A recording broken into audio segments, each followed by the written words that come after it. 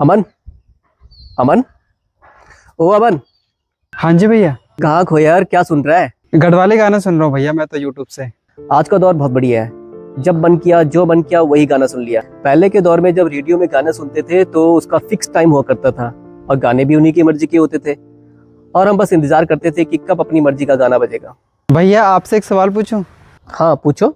भैया आखिर ये रेडियो का आविष्कार किसने किया था? मैंने तो किताबों से पढ़ा है कि यह मार्कोनी ने किया था। क्या ये भैया सही है? बहुत अच्छा सवाल अमन। रेडियो के इन्वेंशन का पूरा क्रेडिट सिर्फ मार्कोनी को नहीं जाता है। सबसे पहले निकोला टेस्ला, जिन्हें एसी करंट का फादर भी कहते हैं, ने 1893 में शिकागो वर्ल्ड फेयर में एक पब्लिक डेमोन्स्ट्रेशन में निकोला कॉइल की मदद से उन्होंने दिखाया कि बिना तार के एनर्जी और सिग्नल को ट्रांसमिट किया जा सकता है और इसी डेमोन्स्ट्रेशन से वायरलेस कम्युनिकेशन की बुनियाद पड़ी। और फिर 1897 में टेस्ला ने रेडियो का पेटेंट भी फाइल कर दिया। तो क्या भैया टेस्ला जी को पेटेंट मिला? नहीं अमन, लेकिन इस कहानी का अहम किरदार अभी बाकी है। कौन भैया? भारत के महान साइंटिस्ट जगदीश चंद्र बसु जी।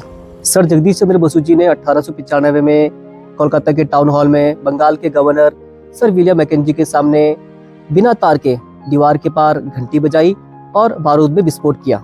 इस डेमो में बसु जी ने सिग्नल को रिसीव करने के लिए मरकरी कोहेरेंट डिटेक्टर का यूज किया, लेकिन बसु जी ने इसका पेटेंट हासिल करने में कोई दिलचस्पी नहीं दिखाई। क्यों भैया?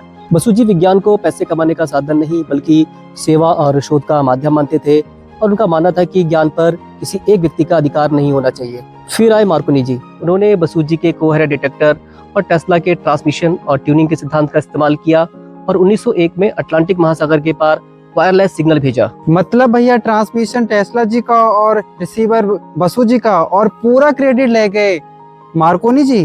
हाँ बिल्कुल। 1904 में पेटेंट और 1909 में नोबेल प्राइज भी।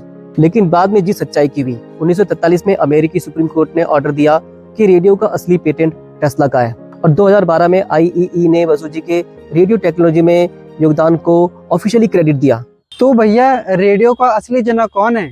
रेडियो की खोज की नींव रखी टेस्ला जी ने, तकनीक को आगे बढ़ाया बसु जी ने और दुनिया तक पहुंचाया मार्कोनी जी ने। और इन सब के बिना रेडियो की कहानी अधूरी है।